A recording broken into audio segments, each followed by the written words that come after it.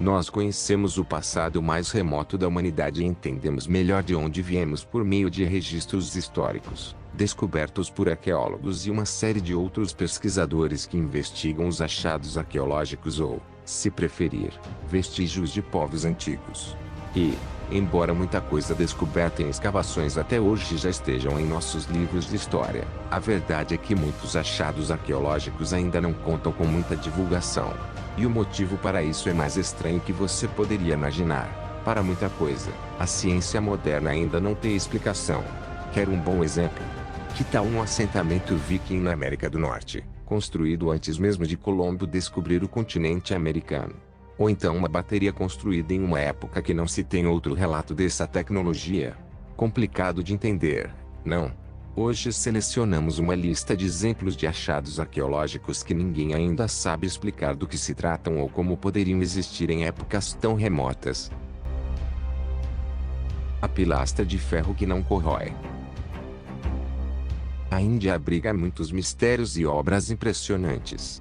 Uma delas é o pilar de ferro de Delhi, uma coluna de ferro de 7 metros de altura e que, segundo avaliações de especialistas, foi construída há 1,6 mil anos. Apesar do tempo, ela não oxidou. O pilar pesa cerca de 6 toneladas e é uma das curiosidades históricas que mais chamaram atenção no campo da metalurgia. Ele faz parte de um templo hindu erguido durante a dinastia Maurya, o primeiro grande império que unificou a Índia. E é a única parte do templo que ainda permanece de pé. Anos depois, no século XIII, o ex-escravo Qutbuddin Aibak transformou-se no primeiro sultão de Delhi. Aibak é fundador da dinastia dos Mamelucos e primeiro governante muçulmano do sul da Ásia. Nos 4 anos em que ficou no poder, mandou construir o complexo de Qutb, um conjunto de edifícios que inclui a famosa Torre Qutb Minar e a Mesquita Quartul Islam. No centro está a Torre de Ferro. Acredita-se que, contudo, esta não é sua localização original e que seu propósito inicial era servir como um tributo ao deus Vishnu. O pilar é feito de ferro forjado de alto grau de pureza e de composição baixa em enxofre e alta em fósforo. É considerado uma amostra do nível avançado da metalurgia da Índia daquela época. Esferas de pedra da Costa Rica. Em 1939, trabalhadores da empresa americana Standard Fruit Company estavam limpando uma floresta ao sul da Costa Rica para plantar bananas quando descobriram algumas esferas de pedras. Desde então, foram encontradas outras esferas desse tipo no país. Mas, até hoje, arqueólogos questionam a utilidade de tais objetos e como foram feitos. Acredita-se que tenham sido feitas por volta do ano 600, pelo povo de Qui, que desapareceu após a conquista espanhola. As esferas têm tamanhos distintos. Algumas apresentam diâmetros de 7 centímetros e outras, de mais de 2 metros. Podem pesar até 16 toneladas. O arqueólogo Francisco Corrales, do Museu Nacional de Costa Rica, disse que a equipe dele acredita serem um símbolo de hierarquia, cargo e distinção.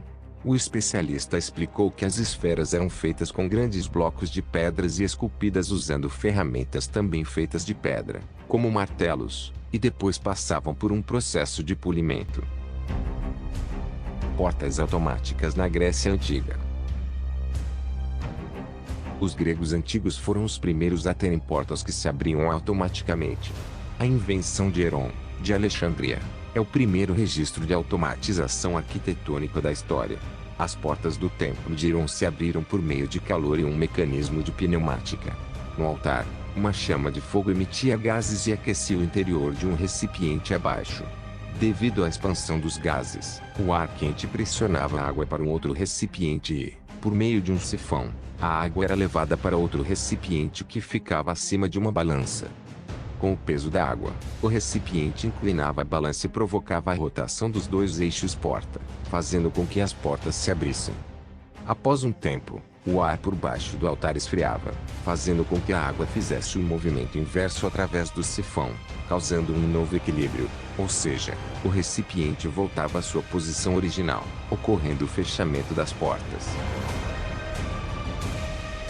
O disco de Festos. Ao sul da ilha de Creta, estão as ruínas do Palácio Minoico de Festos. Em 1908, o arqueólogo italiano Luigi Pernier encontrou ali um disco de argila que até hoje intriga especialistas e gera polêmica. O disco tem as duas faces com inscrições hieroglíficas dispostas em uma espiral e cujo significado não é totalmente conhecido. Acredita-se que tenha sido fabricado no final da Idade do Bronze grega, entre os séculos 30 e 15 a.C. Mas há arqueólogos como Jerome M. Eisenberg que asseguram que se trata de uma fraude criada por Pernier. Outros especialistas, como Garetões e Jorge Coleman, afirmam que o disco pertence à cultura minoica e asseguram ter decifrado a inscrição, ao menos parcialmente. A cultura minoica data dos anos 2200 e 1450 a.C., e é considerada a primeira civilização avançada da Europa durante a Idade do Bronze. Festus era uma das cidades mais importantes daquela época. O disco, contudo, permanece sendo um enigma porque contém 61 hieróglifos que não foram identificados e não constam em nenhuma outra amostra de escritura minoica. Owens, que diz ter decodificado pelo menos 50% da mensagem, afirma que o disco fala sobre uma deusa grávida. Antigo assentamento viking, na América do Norte.